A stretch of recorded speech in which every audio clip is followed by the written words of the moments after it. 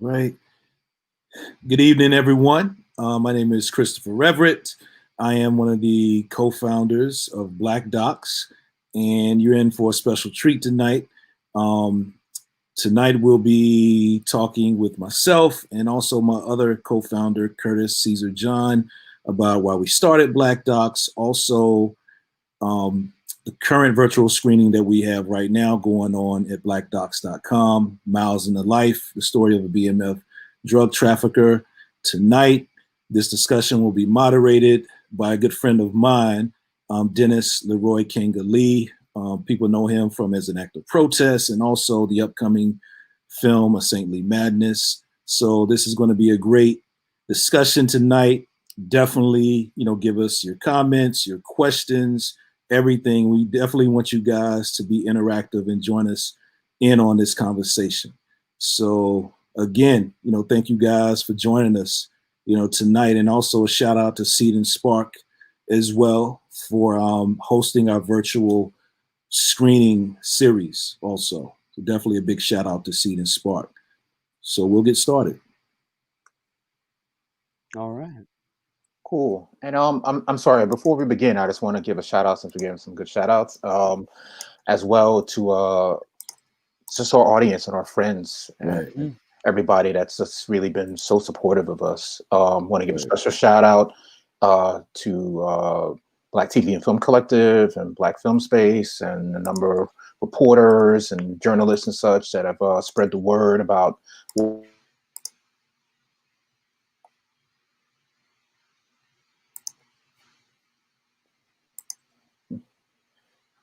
Ready when you are, Dennis. I lost you there. Can you guys hear me? Hi, guys. Yeah, we can hear you. We hear you perfectly. Well, hello. Listen, I'm gonna take my glasses off because I think there's a glare coming from my screen. Hello, everybody. Couple of things I just want to kick off by saying, if Black Lives Matter, good people out there, you should support a living Black artist. That's the first thing I just want to get off the plate and off my chest. This has been very difficult to do what you guys are doing. And after watching the Miles film, which was a wonderful little documentary about Jabari Hayes and his whole life and how he became a drug trafficker, I want to commend you both, first of all, for bringing these types of films to the fore. Okay. I would like to know, though, I want to kind of backtrack a little bit. How did you guys get the idea, first of all, for the series? Because I know each of us have all talked about doing these types of things before, but I'm just curious how the idea kind of came together and what was the process in terms of choosing the films that you have been showing. Well, I would say I would start off first. I live in Durham, North Carolina. I work with the Full Frame Documentary Film Festival. So, Durham, man, it's a prime spot for documentary. Right. And so, I would always talk to Curtis all the time, said, man, Durham is the spot, man, for documentary. It's a great audience here, but we don't really have anything for Black documentary specific. Right. And, it's you have like all this talent here, but you don't really have anything that's going to cater to Black documentaries and Black documentary, filmmakers. So we were bouncing around some ideas, man, and just came up with the concept of Black Docs, of really being something like trying to build like this authentic documentary film culture in our community, through screenings, other interactive events as well. But, COVID happened.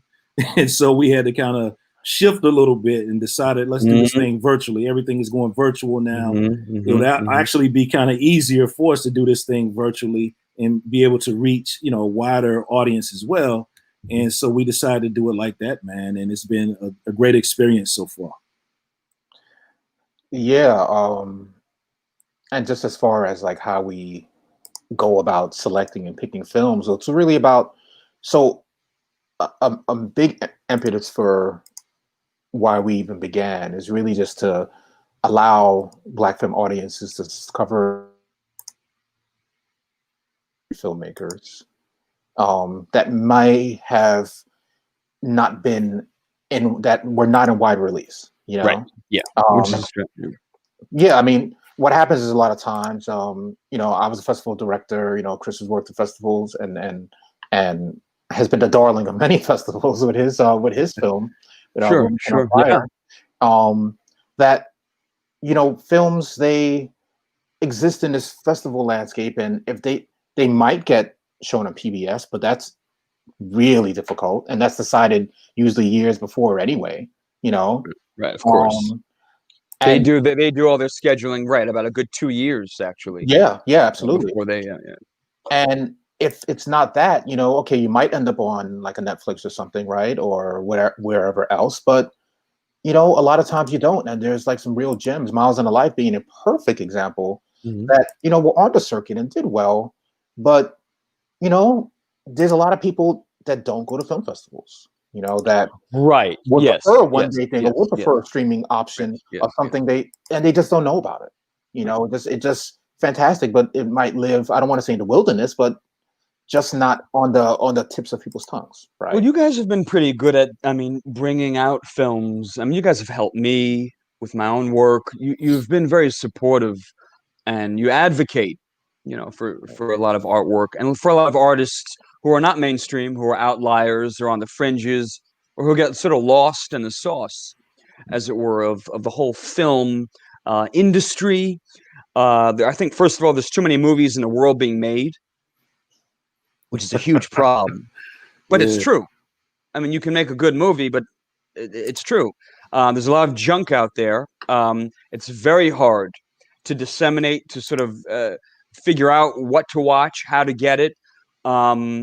There's still a problem of film libraries, you know, unlike an actual library, right, where you go into a library like you used to, and you could discover books.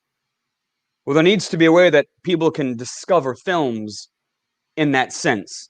Now, one of the things you guys have done rather aggressively is bring films to people. And that I appreciate, because I mean, listen, Curtis, when I first met you in 2017 at the Richard Beavers Gallery in Bed-Stuy, that's what you were doing. You were bringing as an act of protest to people who had no clue. They didn't even know who I was.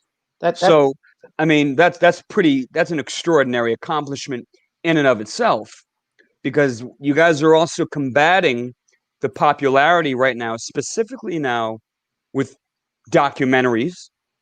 Documentaries have never been as popular as they are today, ever. There's a lot of money, and there's a lot of emphasis right now put on documentaries, and a lot of Black documentaries by Black directors, okay, for Black audiences, don't get any coverage, or don't get any leverage or support or advocacy, because usually they're not the types of films that people think will either interest a white mainstream audience, which is complete nonsense. I mean, Chris, your film Wilmington on Fire proves that myth wrong. Right. Okay. Right. So let's not even. We'll go into that in a minute. But one of the beautiful things that you guys have done, again, just by using Miles in the Life, right, your most recent documentary out now, is you've taken a film, which, by the way, was a remarkable and very humble movie. I enjoyed it thoroughly. It's a wonderful portrait. If anyone who's not seen it, check it out. It's a very down-to-earth, moving story about a man who gets caught up in drug trafficking. I don't want to get too much into that, but I do want to say Victor, who had moderated last week, and Sean Mathis, the director, and Jabari Hayes, hello, if you're watching, was quite moved by the film and the discussion last week. But one of the interesting things that I thought about, you know, that film wouldn't necessarily be on PBS, and I'll tell you why. Because it actually makes Jabari, it shows how actually intelligent Jabari is. I think one of the interesting problems with Black documentaries, if they don't highlight or illuminate or help sort of enable a stereotype, they're kind of thrown to the wind. You know, they're kind of thrown to the bin in terms of white marketing, is what I'm saying. Well, let's get into that, right? Yeah, Can we yeah. get into that? Go ahead, Curtis. Yeah. Yeah, go ahead.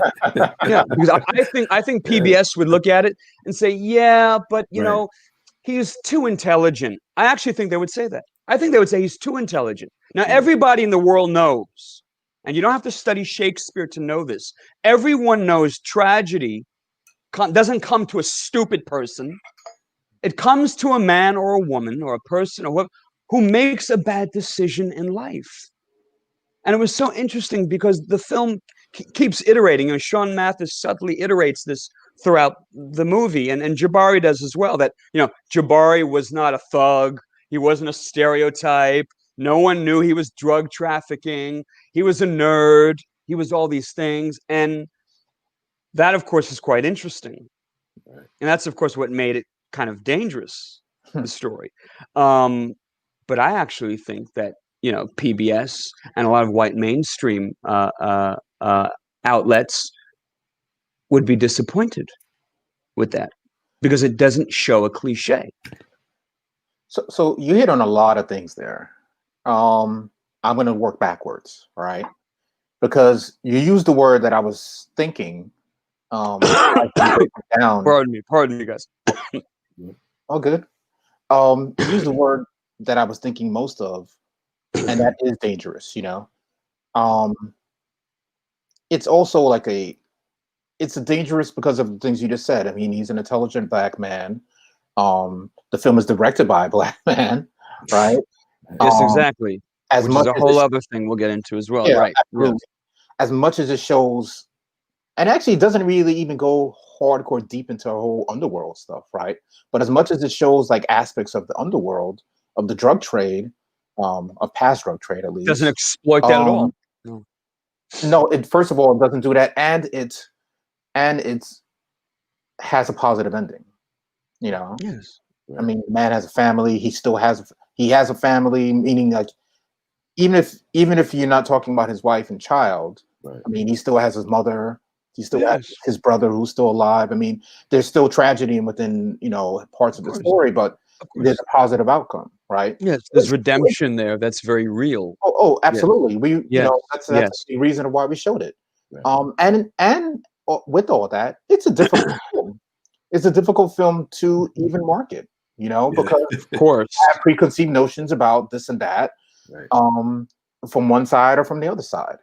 But, you know, Chris and I, and he'll elaborate on this as well, you know, we didn't get into this to choose the easy breezy film that people just say, oh, that's cute, and then watch it and be like, oh, I feel so good, you know? I mean, yes, you want that too, sure, but that's not it.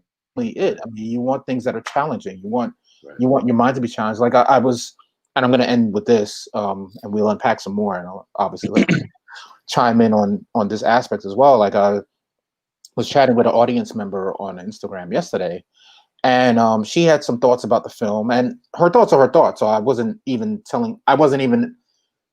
replying to her to say that she should change her opinion about the film. But I urge her to go watch the Q&A that we did last week that you just spoke about, Dennis, and it gave her a lot more context to everything we were talking about, and that's what we're doing. I mean, that's what we're talking about, is like bringing this stuff to audience. I'm curious, not to cut you off, Curtis, not to cut you off, but what was her criticism of the film, though? She felt in some ways, because, you know, she's grew up in that time frame like many of us did. Okay.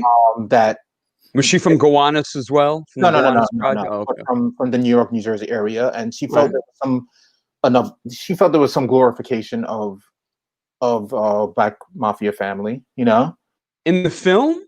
In the film, yeah. She was like total. It's not total. I mean, no. I mean, which is fine. She can feel that way. You know? That's right. I didn't feel that way at all. But yeah. I could see where she's coming from, though. Honestly, you know, I understand. But well, I mean, you know, listen, that's gonna. I mean, this is the whole tricky thing, though. I mean, when you're talking about drugs and Black Americans and a movie. You already have a problem, don't you? And what those drugs did to our communities in the 80s and 90s, and still in some way. I shouldn't say especially in urban communities, but it's seen hardcore in if you lived in a Newark or a Brooklyn or whatever. Yeah, sure. But anyway, but I just say all that to say, it's not easy, but oh,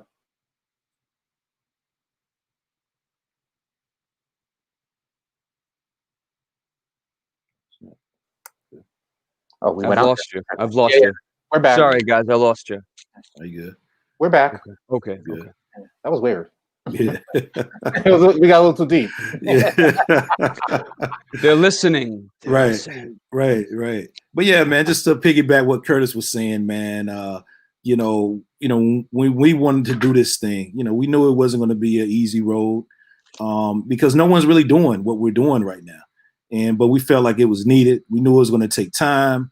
And, we're patient, man. We're in this thing for the long haul to really, grow and elevate, what we're trying to do with Black Docs, man, and just also elevate and help grow other Black documentary filmmakers, man, who want to get out there a little bit more. You know what I'm saying? So it's part of the grind, man. But I'm enjoying it. The people who are participating, they're really loving it. They're especially loving the Q&As, man. Like the Q&As have been awesome so far. I remember the first one we did when we did Wilmington on Fire. We had the pleasure of having Erica Alexander on there. That was cool.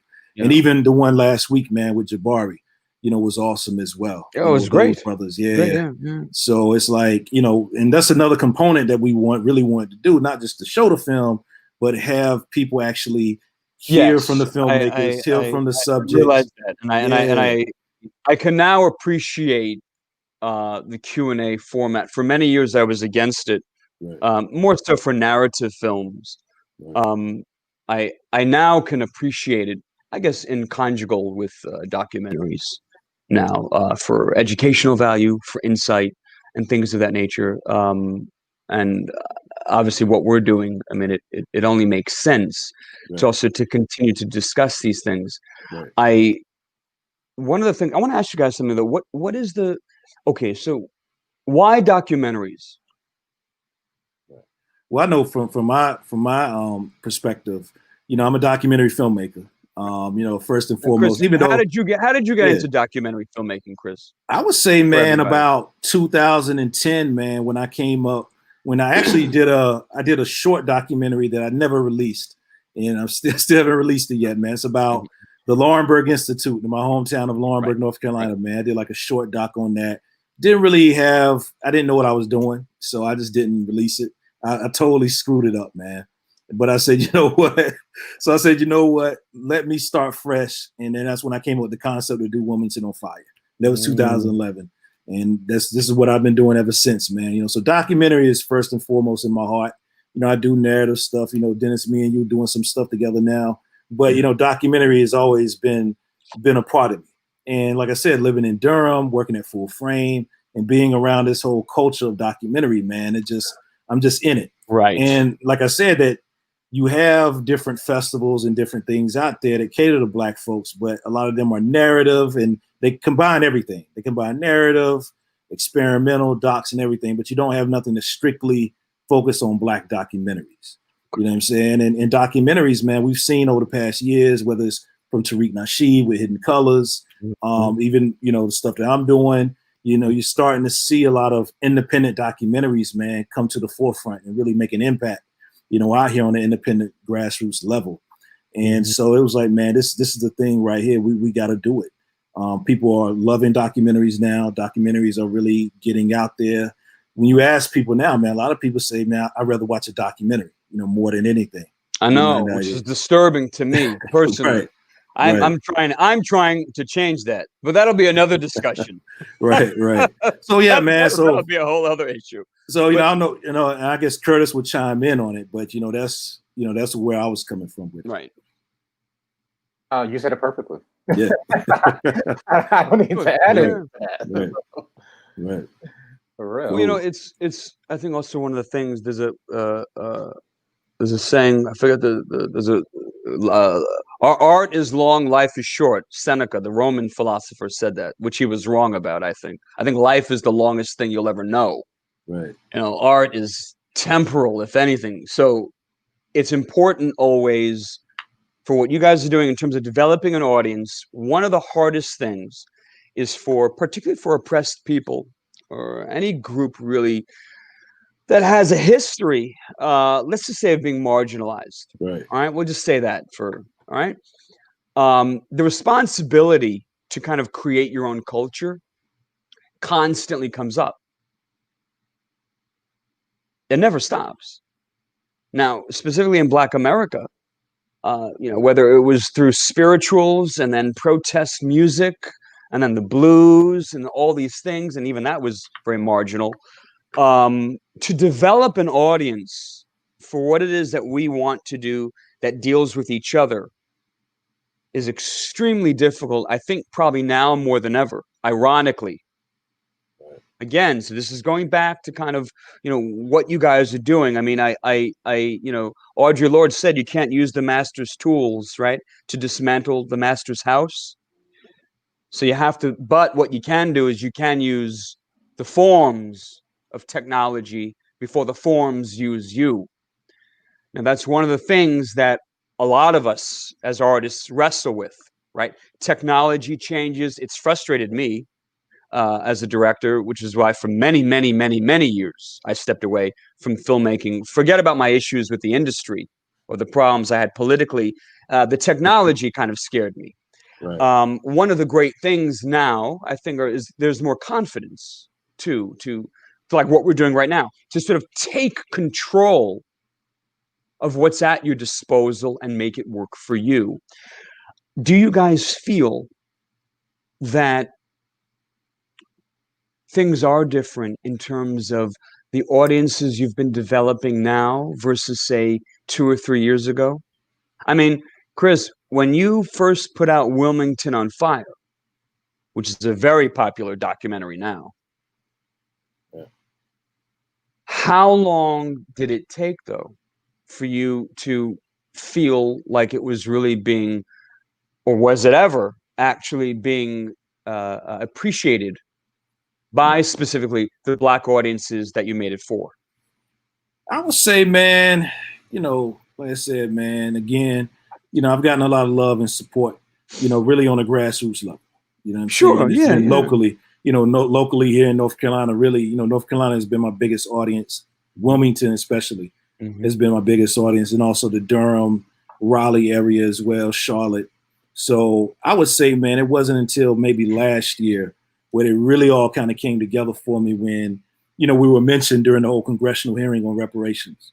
Yes. That was a big Last stage. summer. It was worldwide, man. And, yes, like I said, I tell the story all the time, man. I was at home on my lunch break chilling, and pulled it up. Yeah, I was, man. Because I said, oh, snap, it is. Because I forgot it was going to be on. And so I was at home on my lunch break, man. And I pulled it up on my computer. Stop. Yeah. Yeah, man. At home on my lunch break, man. Wow. So I pulled it up Yeah. to stream it, what I'm saying, just to see what they were talking about. This is a big deal. It was worldwide, man. Everybody was covering CNN, MSNBC. And then I saw Dr. There's Malvo. a perfect example of a documentary. See, now this brings us to another, not to cut you off, but it brings us into a different territory too. What's the difference? I mean, in your guys' opinion, what's the difference between journalism and documentary filmmaking? Because that's something I have an issue with. Right. Well, or is there a difference to you? I mean, because there's a difference to me, but I'm curious how you guys view it. I'm not absolutely well, I think it depends, right? I mean, we were talking about technology earlier, and I think with the access to even just like having, very great video on your phone or just on your smartphone, I think that changes everything. Yeah. And there's a truth to that, where as before, people. So maybe I think I'm playing both sides of the coin on your question, but okay, documentary can show untruths too, of course, but it's still storytelling. But journalism can as well, right? Sure. Because it's all about your perspective. I mean, there's reports in articles that are just like straight up. I'm not even talking about fake news and all that, but fake news, but fake legitimate articles. I understand what you're saying. But what I'm saying is, at essence, not Essence magazine, at the essence of it, fake news or fake journalism or untruths that are uncovered in journalism and in documentary are a very real thing, especially when it comes to us, especially when it comes to talking about or portraying Black lives, you know. And we know that to be true because we've experienced that, and history has taught us that, you know. Absolutely. So is there much of a difference? I don't know, but my thing is it's about, and maybe even we can't say what the absolute truths are, right? If we really want to go that deep, right? But I guess it's kind of like what they used to say about, you know, nudity back in the 60s and whatnot. It's like, you know it when you see it, right? Or you know it when you're encountered by it. So it's like it's at the essence of it, there's still those instincts that tell you this doesn't. No. Sorry, I'm sorry, Curtis. I lost you. I'm saying sorry. I'm saying if you're someone of substance, yes. At the essence of everything, there's an instinct that tells you whether something is true or not true, right? Like you can feel it. I agree. I'm not disagreeing at all. To me, that's art. I agree. So I was just trying to get to that point that truth is art. Now, facts, to me, is journalism. Interesting. Truth goes on forever. I mean, art goes on forever. Even if it is something like Jabari Hayes' life story. There's nothing wrong with that. It's fine. Does it have a point of view? Sure, it does. But it goes on forever. I mean, to me, journalism, I suppose, and listen, Chris, your film was brought up at a congressional hearing, a discussion on reparations. Yeah. It wasn't an article written by someone that was brought up. Right. Let's understand. I mean, that's a big thing. It was your film, which conflates and has a lot of different techniques, right, to tell about that massacre in 1898. It wasn't some sort of polarizing journalist seeking to sort of create this discussion about reparations. To me, you often sniff that a mile away when that does happen. And I don't want to start name calling people out right now because I'm not going to do that. And then that's not what this is about. Right. But that's about something else. I'm only bringing these things up. It's to provoke the thoughts of these things. I mean, Werner Herzog makes documentaries, and I think often at times people forget that. Yeah, they do. I mean, he does make documentary. I mean, he's probably a better documentarian filmmaker than he is a narrative filmmaker. I would totally agree. But what is it? But his films are so bizarre, aren't they? They're so interesting. They have a unique point of view. And I think that gets lost as well when presenting stories, particularly about the Black experience, which we all know that's a term, that's a hollow term. I mean, we're three Black men. We all have three different experiences. So, I mean, and when we put our experiences together, it's going to be pretty heavy. So the Black experience should be so multivaried and almost psychedelic. It should be mind expanding because you've got all of these different points of view. But what I do love and what I'm sort of intrigued by in the documentary format is how one takes facts, actual stories, an actual event, and sort of begins to express the insides of them. Do you know what I mean? As opposed to what I do. I mean, as a narrative artist, I write from my own point of view, and I put that out there. And I'm already sort of doing something. I'm expressing an idea or something, but from a different way. I find it fascinating how documentarians can create just that character portrait. Again, just like the one we just saw about Jabari Hayes, which was a beautiful character portrait. I mean, I think that's also why that film would not get the play by, you know, a mainstream outlet, because it's not an exploitive drug journalism story. That's what I'm trying to say. And I think that's what they expect. Documentaries have become, I think, very exploitive. And so it's ruined When the idea of it. when Yeah. were they? Say it again. I mean, the first known documentary that Nanook of the North, right, Yeah. was 1,000,000% exploitative. Oh, I'm sure most movies are exploited. Well, I mean, I mean, but I mean, there's that aspect, right? And that's why I was talking about. I mean, and that to your point too about the truth and I'm talking about like the instinct of the essence of what truth is, and which is art, as you so ably shared with us. I mean, that's all part of it, right? That's a huge part of it.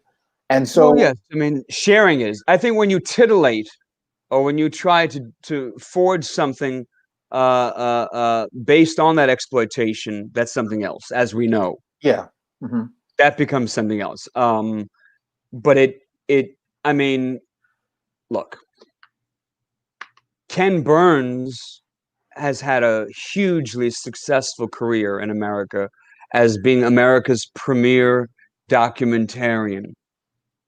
And he makes these very passé, simple documentaries. To me, they're interesting. I mean, there's a lot of interesting facts. Not saying that at all. But they do lack the danger that's required or the courage that's required to get at a certain truth. And again, I'll give you an example. I don't keep meaning to go back to Wilmington on Fire, Chris, but I have to bring it up because your film is important. And right now, everyone listening or watching, Wilmington is on fire. Again, quite literally. It is. Yeah. Yeah. Now, you were shooting Wilmington on Fire Part 2 or 3 days ago. Right. And I asked you, do you remember this? I said, Yeah. well, do you have a bulletproof vest on? And I was dead serious because Chris was, and he was in the middle. It was a war zone, quite literally. It was about to be. Now, my point is that I'm not saying Ken Burns has to be in that situation. I'm not trying to rank on him. I'm trying to say there is a difference between you doing that and taking that bravery and going there, right? The same way that a narrative filmmaker has to do to plumb his or her own depths to express something. Right. I guess what I'm trying to get at is, do you feel that by taking some of these risks, Chris, by trying to address also how hard it is in terms of the struggle just to get some of these films made as a Black artist, right, that the Black audience will respond a little bit to that as well, that maybe that will help them understand what it is that we're trying to do? Yeah, I think so, man. And that's one of the reasons why, we wanted to do Black Docs. Really to, it's hard. It's hard to get funding. It's hard to even show, and even find an audience sometimes with your film. So I said, man, let's go ahead and try to do this Black Docs thing. Not only show films, but we're also working on some webinar things as well, where giving filmmakers and documentary filmmakers the tools they need to really make this process easier. Yeah. Because that's what it's all about, man. We all have to help each other. I agree. And so where you have some filmmakers, they're good to go, but we all can do something to help other filmmakers out. We're all in different places. I'm in North Carolina, right. Curtis is in South Carolina, Dennis, you're in New York. You know what I'm saying? Right. So, but we still all kind of work with each other, to some form or capacity, whatever. And that's what really Black Docs is about, man. It's like building this collective of Black documentaries and Black documentary filmmakers, man, and really just to promote that genre and make it mainstream and make it popular, for Black folks to say, what, I want to watch documentaries, and also I want to support documentaries by Black documentary filmmakers as well. Right. And to make it accessible. Yeah, accessible too, yeah. That's where I was going. Accessible, did you say? Accessible? Yeah. That's where I was going when I was talking about even the festivals. I kind of said, but I'd like to expand on that a little. Go ahead. Is that, I'm going to repeat myself a little bit, but like people sometimes feel that festivals are a bit heady and a bit classic. I never liked them. There you go, right? Yeah.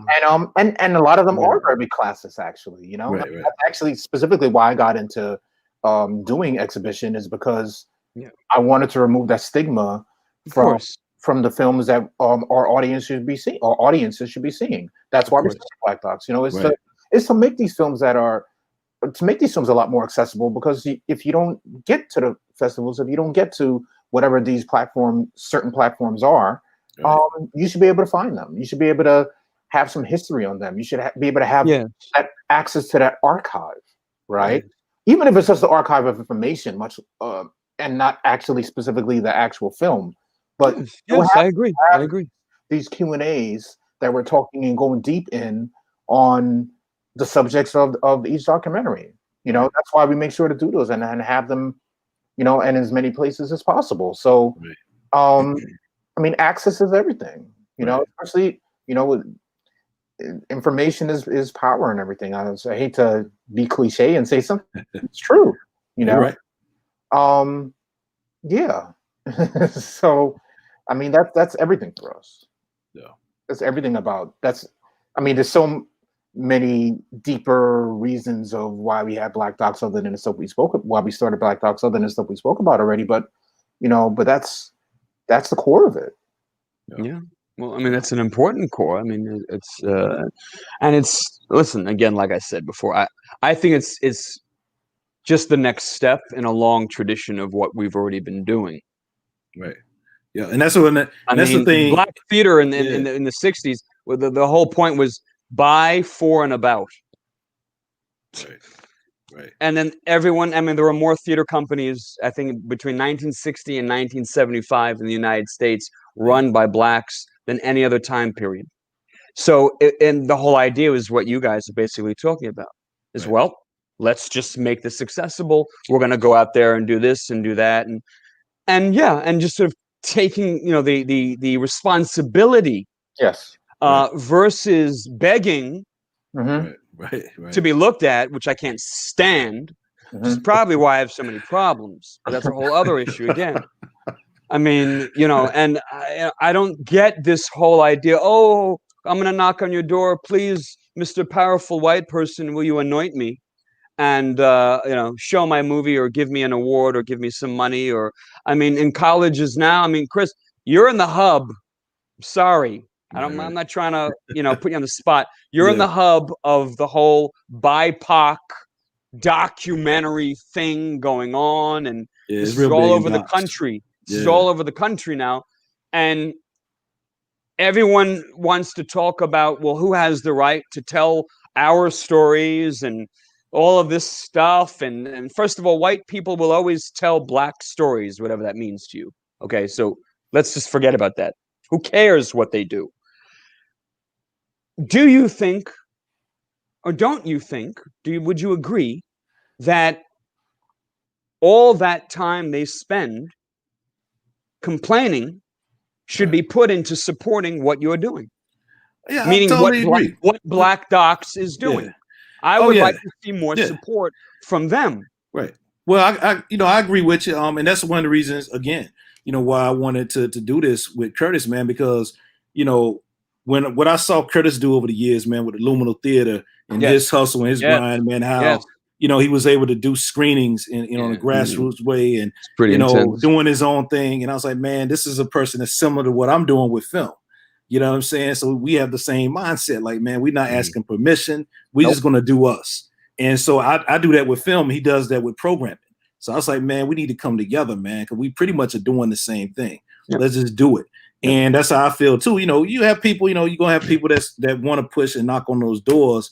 You know, more power to them. That's not me. You know what I'm saying? But, you know, I'm out here. I'm trying to make stuff, man. Like, I'm like, yo, give me a camera or give me a crew. Let's make our own films. And we'll tell the story, man, and get it out there and create our own audience and make some noise. And that's why I like what Curtis does with his programming as well. He does the same thing, you know. So it's like, you know, we want the support and people, you know, hey, if you want to support us, you know, rock with us, you know, check out the programming, share it, everything, you know, let people know about it.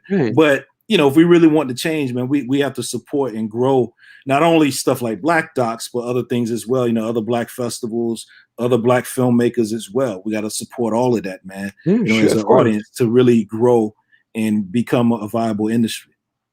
Go ahead, Curtis. You can go ahead. You got anything? Well, I just want to say, Chris is not going to say this, and I understand why he won't. But he is fundraising right now for Wilmington on Fire 2. Yes. On Seed&Spark as well. Yes. So it's been a good marriage. It's going well. Yes. Yes.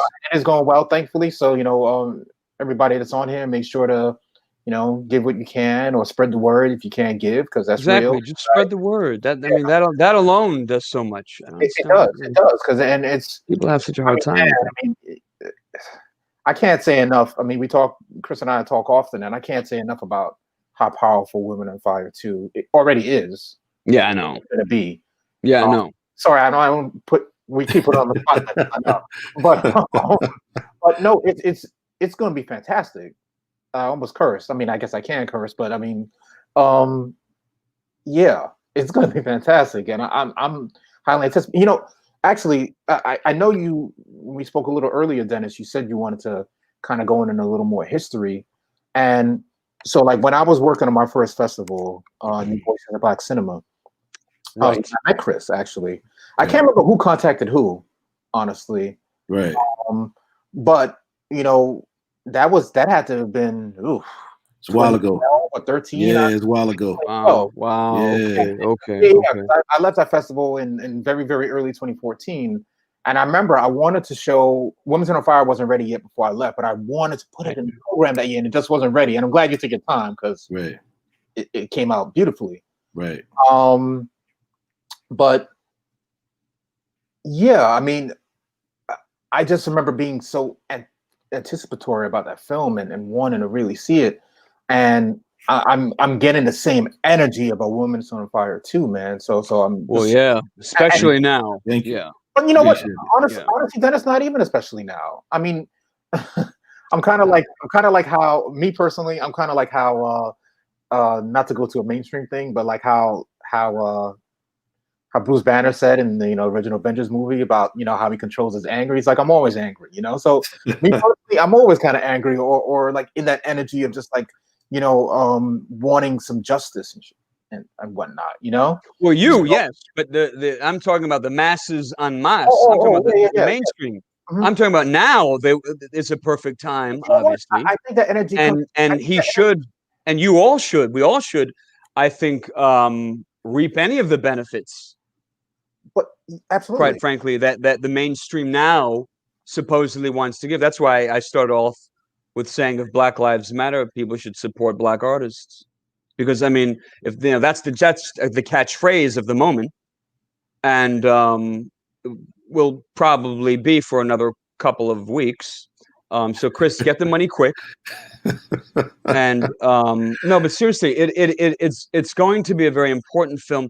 Maybe even more important than the first one, Curtis. Yes. The first one already has sent shivers down the spines of a lot of people, and there have been some, very humble celebrities who've reached out to Chris about this. So and that's a big deal for an independent filmmaker who does not have any connections to a studio or anybody in Hollywood. That's a big deal, right? Yeah. When they're going to you guys, and that's a big deal. Curtis, what was the first documentary you ever saw that you think impacted you? Do you remember? Yes, actually, I do. I want to say two though, and I'm going to be quick. Yeah. Okay. The first one, and it was a long form documentary. Meaning was multiple parts, was Eyes on the Prize. Oh, yeah, that's what I was gonna say. Yeah, unquestionably that everyone should own that. Absolutely, yeah. That's. And for those who don't know, that was it was a multi-part documentary, and it was a part two as well. But the original was a multi-part documentary.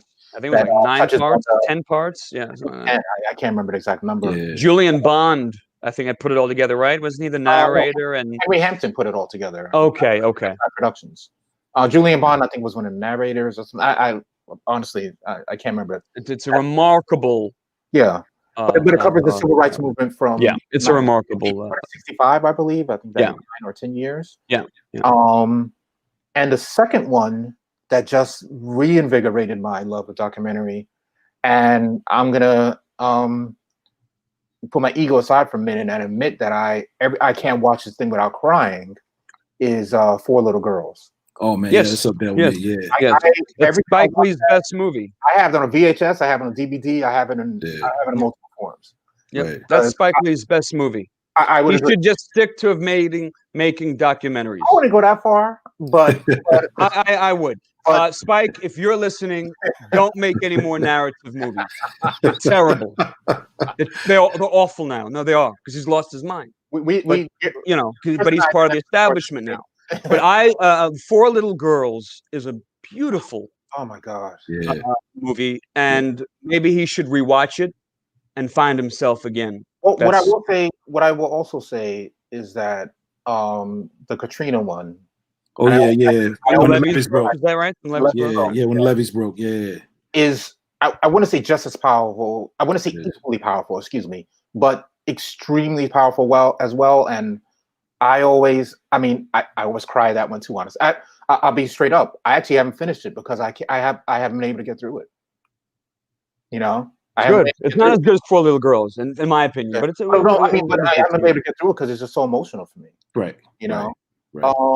But I cry every time I watch Four Little Girls.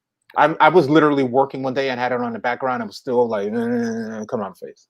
So and we do have a question, but I think you want to ask Chris this question. Yeah. I would say, man, Four Little Girls. That definitely. And also the Hurricane Katrina docs, man. Honestly, I got the idea. Because Spike did 2 joints, man. He did the when the levees broke. What's up with the Spike? No more love for Spike. No. I'm just giving him a shout out, man. He did 2. I'm teasing you. I got some more though. He did When the Levees Broke, and then he did the other joint. I forgot the follow-up sequel to that. He did the show The Aftermath, which was dope. And that's one of the reasons why that, and also the Hidden Colors series, is where I got the concept. That's why I kind of got the concept to do a sequel to Wilmington on Fire with Spike's joint he did on Hurricane Katrina, the 2 follow-ups he did, the follow-up he did, and also seeing Tariq when he did his follow-ups, with the Hidden Colors. So I would say, man, Four Little Girls when I was smaller, but over the past, I would say 10 years, man, right before I did Wilmington on Fire, it was Banished by Marco Williams. That really set the tone to do Wilmington on Fire. That dealt with 3 racial massacres down south, similar to Wilmington, before the 1898 massacre. And that film changed my life, man. I was like, you know what? I want to do something about 1898. I saw this brother do it. It gave me the confidence to really do it. And then seeing Tariq, what he did with the Hidden Colors franchise and stuff like that, man, it just showed me that you can do it without being in the mainstream and do it on an independent level. He's a perfect example. Exactly. So those are the films, man, that really has impacted my life, man, over the years. So I know we got a couple of questions, man. Go ahead, yes, please. Yeah. I'll go ahead and show it on the screen. I'll show it on the screen. I don't even know how to. I don't even know. I got it on the screen, Dennis. You do? I don't even know where it's right there on the screen.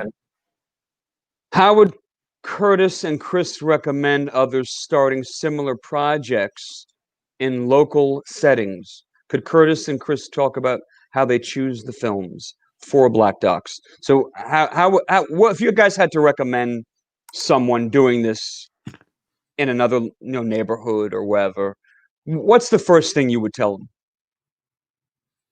them? I would say, honestly, the physical aspect of it isn't extremely complicated, just to be real about it. Right. But find a venue that believes in what you're doing. And if you don't, just make the venue yourself. I'm gonna, right? Put it out somewhere where people can get access. I show films in community gardens in Brooklyn. Mm-hmm. Yeah. I've shown films in street corners. Yeah. It's not easy, but it is that simple. Right. Oh, snap, Curtis, you froze up, man. Oh, I keep Lost freezing you. up. I apologize. You're good. And find like-minded people to share in that journey with you. They can be volunteers, they can be investors, but that's the best way. You find a venue, or like you said, Dennis, make the venue yourself. Right. Yeah, well, especially now, you know, I mean, due to COVID or whatever else is going on in the world, you kind of have to. And there are many ways to do that now, so that's good. And I would also emphasize that. Oh, snap. Did Curtis freeze on us? Oh my God. Yeah. I'm sorry. I don't know what I keep It's all right. It's all right. It's cool. It's cool. Yeah. But yeah, show films from local filmmakers as well. Yeah. That's your best avenue, because then you're creating that. You're doing what we're doing. You're creating that environment for to support documentaries in your area, in your city. Definitely, yeah, and it's just connect with yes, and just connect with like-minded people. Like I said, you know, the internet is open. Like hell, me and Curtis, we don't even stay in the same state. You know what I'm saying? So you know, it's simple. So if you just connect with somebody who has the same mindset as you, that wants to kind of get involved and do the same thing as you, and you say, you know what, who are some filmmakers that we do know? You know, like kind of figure out what you want to show, whether it's like you want to do cult films or docs, or you know, whatever. You know what I'm saying? Figure out what type of lane you want to hit, and then say, you know what filmmakers do we actually know as well? Like with us, we started off with my film, Wilmington on Fire. You know what I'm saying? And also we reached out to other filmmakers that we have relationships with as well, you know, just to get the ball rolling, you know, as well. So you can start just simple as that, man, just your own little network. You'd be surprised of the folks you know, or the folks that they know already know folks with films, or you know, have stuff out there, know people that are doing films, and you just go ahead and do it. You know, like I said, with COVID now, you have, you know, places like Seed&Spark that has a platform, all type of things, Vimeo, the whole nine, man. So there are a lot of virtual avenues where you can do Q&As, do the screenings, all type of stuff now, man, where it's really, really simple to do. Back before COVID, you know, you had to, you know, find a venue, you might have to pay some fees and all that stuff like that. But, you know, this virtual landscape, and that's another thing, we wanted to really take advantage, you know, of this virtual landscape, man, to really do some powerful stuff, you know, very effectively and with less cost also.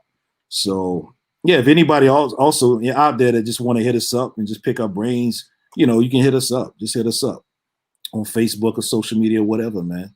Absolutely. I'm going to put another question from Beatrice. All right.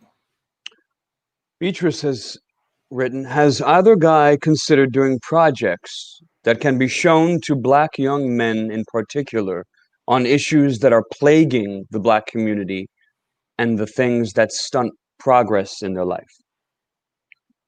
Well, Miles in a Life is one of those. Our current film is definitely one of those. Beatrice, check that out if you haven't. That's I would definitely put that in rotation for a program like that. It's a great portrait about that.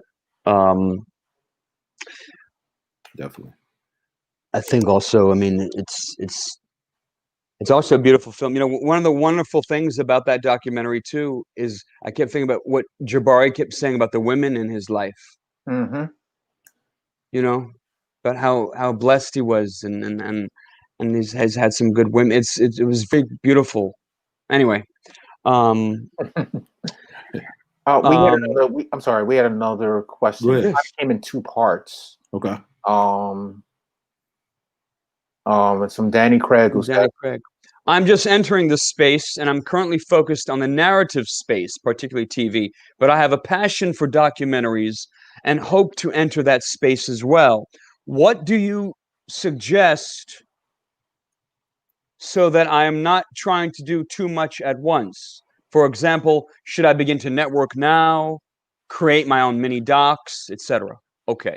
Well, I would you guys can definitely answer that. Yeah, I would say, you know, man, you know, if you got a passion for making docs, just do it. You know, you know, my whole thing was, I know when I first wanted to do film, I wanted to do horror films. You know what I'm saying? That's where I really wanted to do at first, but I still had a love for passion. I still love and passion for docs. So I decided to do it. And to do a documentary, man, just look at who's in your family, your own street corner, your block, your neighborhood. You'd be surprised the stories that you'll find just right in your own backyard. That can be very interesting documentaries. Documentaries, the stories to do a doc is all around you.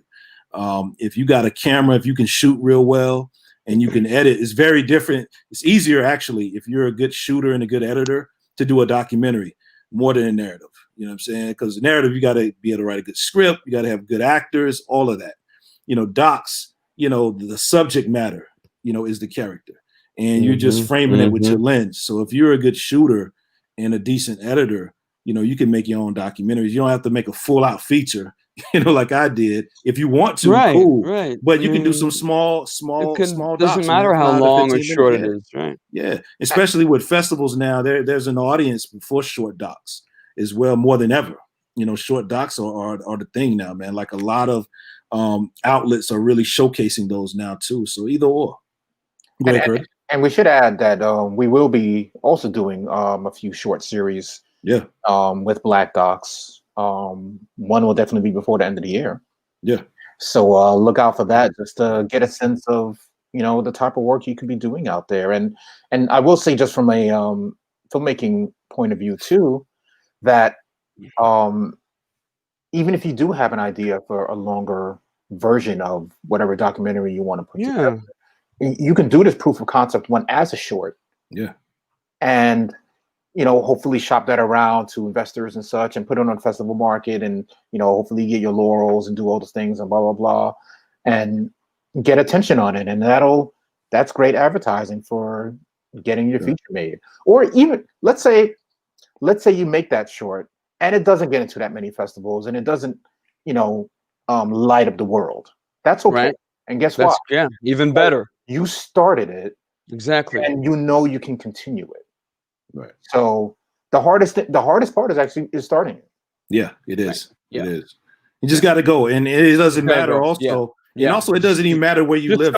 Just start it. Yeah, Danny, make the films, and then send them to Curtis and Chris. But yeah, I also want to, and I also want to reiterate that's how you start.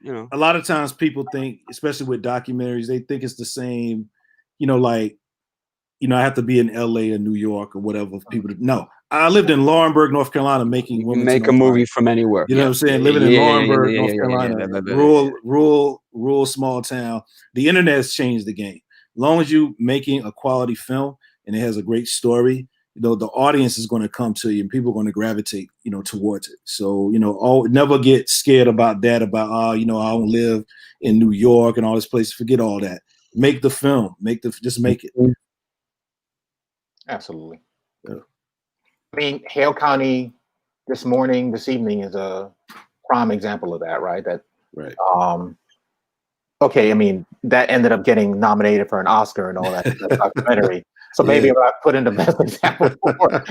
But I mean, it's a small, right. It's a very intimate, and that's why I said small in that way, but very intimate film, just about the lives of the Black community in this small county in Alabama, right? In Alabama. Right. Yeah. Very Southern story, very quiet. Talks about, what happened through the history of the South, just through the characters and the consequences of all that, and, racism and everything throughout the American South and in Alabama, of course, right? That wasn't done by a white director? No, that was a director. No, it was a brother. Was it a black man? Okay. And that's, coming back to the whole thing about like the truth that you unearth from like when you put out an honest story, right? Good. Yeah. I haven't seen it. To use your words, an honest story. I mean, it's just, you feel that film, right? Right. Like you. Wow, snap. Did we lose you again?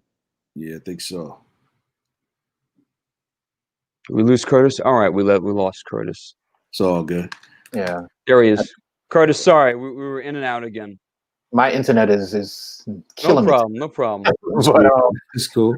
But yeah, I don't know the last thing you heard me say, but I think I might have said enough. Yeah, no, that's good. That's good. I'm gonna check it. I haven't seen it. That's why I was asking. I remember the film, so I hadn't seen it. You would dig it. Yeah. I'm gonna check it out. Cool. But yeah. Any other questions there? Nah, I think that's Okay. it. Yeah, I think that's all the questions. Okay, guys. Yeah. So that's a good hour, you know what I'm saying? So well, very good. Yeah, this has been informative, and I hope it's been helpful to some people. And it's always educational. It's always good to have these kinds of dialectics and debates. And I always love talking to you guys and picking your brain about things. Right. Chris, stay safe as you continue to make Wilmington on Fire Part 2. Yeah. And I'm being serious as I say that. Really, I know it sounds funny, but I'm being serious. Right. And everyone listening, continue to support Black Docs and what these gentlemen are doing, and what all the good people out there are doing independently, irregardless of race or tribe or creed or whatever. Try to take the reins and control of your own culture and your own ideas, very much like activists try to do. And support your living artists, or else you will see no visions and receive no prophecies, and that will be on you. So thank you, guys. It's been a pleasure to talk to you guys, and you guys always keep me sane and comfortable, and I appreciate it. So thank you. Thank you, Dennis. Appreciate it, bro. You guys, take it easy. All right. Take it easy. Thank you, everybody. Peace, guys. Take care. Peace. Bye-bye.